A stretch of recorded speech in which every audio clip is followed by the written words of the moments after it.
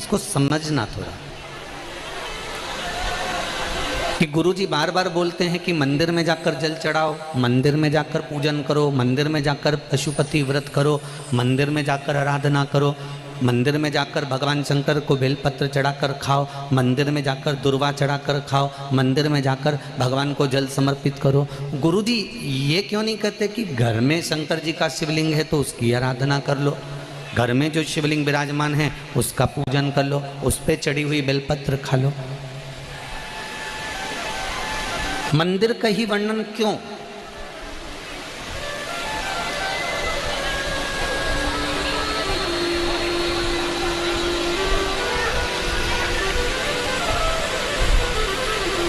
एक आप ये बेलपत्री भगवान शंकर को चढ़ाएं ना चढ़ाएं, आप पुष्प भगवान शंकर को चढ़ाएं ना चढ़ाएं, आप दुर्वा भगवान को चढ़ाएं ना चढ़ाएं,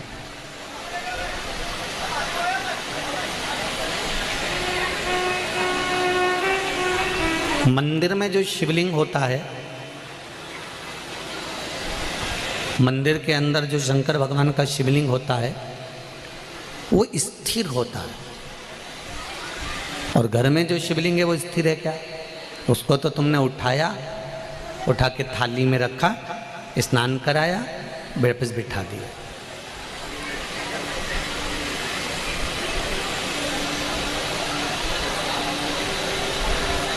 मंदिर में जो शिवलिंग रखा गया है वो स्थापित है, वो स्थिर है।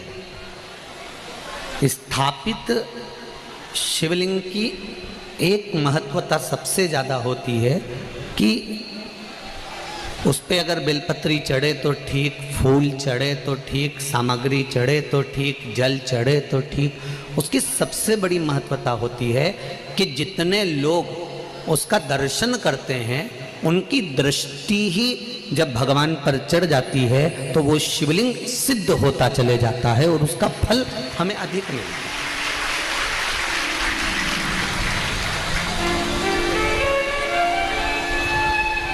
उसका फल हमको अधिकता में प्राप्त होता है। अब घर में जो शिवलिंग है, घर में जो शंकर भगवान का शिवलिंग है छोटा सा, उस पर कितने लोग दर्शन कर रहे हैं? आपने कर लिया, पति ने कर लिया, बच्चों ने कर लिया, या घर में जो सास ससुर हैं, परिवार है, कुटुंब है, उसने दर्शन कर लिया, या आपके कोई मेहमान आ गए, आपके कोई रिश्तेदार आ गए तो उन्होंने दर्शन कर लिया। समझ लेना जरा अच्छे से हो। अब घर के शिवलिंग पर परिवार वाले ही दर्शन कर रहे हैं, परिवार के लोग ही उसको दर्शित हो रहे हैं, दर्शन कर रहे हैं, पूजन कर रहे हैं। पर मंदिर का जो शिवलिंग होता है, कोई ज़रूरी नहीं है कि सब जाकर बेलपत्र चढ़ाएंगे, सब जाकर फूल चढ़ाएंगे, सब जाकर चावल चढ़ाएंगे, या एक लोटा जल सब जाकर चढ़ाएंगे। अगर मंदिर का दरवाज़ा खुला हुआ है और मंदिर के बाहर से भी कोई निकल कर जा रहा है, मंदिर उसको मालूम है कि यहाँ मंदिर है, और उसकी ये मुख, उसका ये चेहरा मंदिर की ओर भी मुड़ गया। भले गाड़ी चढ़ा रहा था, गाड़ी चलते हुए जा रही थी, भले उसको शिवलिंग दिखा ना दिखा, पर उसका चेहरा मंदिर की ओर मुड़ा तो उसकी दृष्टि का प्रसाद भगवान को चढ़ चुका था, भगवान उसको स्वीकार कर चुका।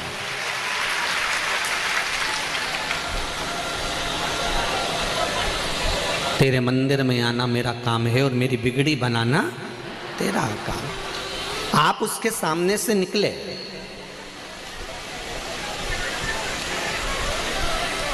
आप उसकी चौखट पे से निकले और उसके सामने उसकी चौखट से जब आप निकले तो मात्र आपका मुख घूमा और उसने आपकी भक्ति को स्वीकार कर लिया। अब एक बात हमने पहले कही थी, आप लोगों को ध्यान में है कि नहीं है? वैसे तो मुझे उम्मीद है कि छत्तीसगढ़ के लोग इतनी जल्दी भूलने वालों में से नहीं हैं, ठीक है? आप लोगों को सुना होगा, हमने कहा था कोई शिवलिंग जंगल में हो, एकांत में हो, जहाँ कोई नहीं जाता, बोला था कि नहीं बोला था, जहाँ कोई ना जाए, केवल शिवलिंग है, वहाँ कोई जाता ही नहीं है, वहाँ कोई पहुँचता ही नहीं है, और आप वहाँ से निकल कर जा रहे हैं और आपने वहाँ पर एक लोटा जल समर्पित कर दिया या वहाँ सफाई कर दी या वहाँ भगवान की पूजन कर ली, तो वो अधिक फलदायी होता है। उसका कारण क्या है? लिंग पुराण कहती है घर में जो शिवलिंग है उस शिवलिंग से ज़्यादा बलवान होता है मंदिर का शिवलिंग। मंदिर के शिवलिंग से ज़्यादा बलवान होता है तीर्थ क्षेत्र का शिवलिंग। तीर्थ क्षेत्र के शिवलिंग से ज़्यादा बलवान होता है किसी नदी, सरोवर, तालाब, कुंड के पास का शिवलिंग।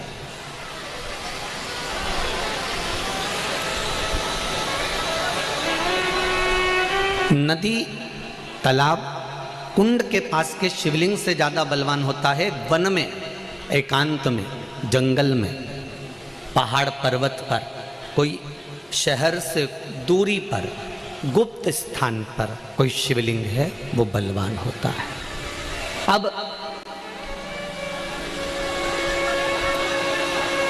उस शिवलिंग के पास में जाकर आपने भूल से भी एक लोटा जल चढ़ा दिया या कोई थोड़ा सा कपड़ा उतार कर आपने वहाँ थोड़ी सी सेवा कर दी, तो उसका फल तो 1000 लाख गुना तो मिला।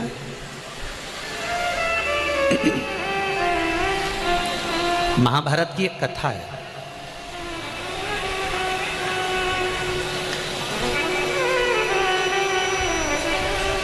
इसका प्रसंग महाभारत की कथा में भी मिलेगा और नरसिंह पुराण में भी मिलेगा। अगर आपको लगे कि सियोर वाले गुरुजी कौन सी पुराण में से बोल रहे हैं, तो आप किसी ने पूछे तो बता देना नरसिंह पुराण और महाभारत का ये पावन संवाद है। एक बार पांडव जब वन के लिए जा रहे थे,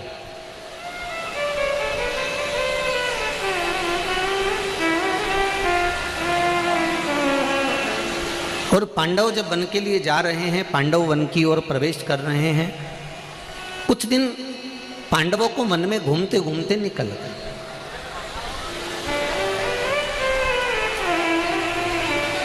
जब पांडव वन में घूमते घूमते निकल गए तो द्रौपदी एक पात्र लेकर जल भरने के लिए जा रही थी। अब द्रौपदी जब जल लेने के लिए गई, द्रौपदी के केश खुले हुए थे, सुंदर भी थी। वहीं पर एक दैत्य अपने दोस्त के साथ जा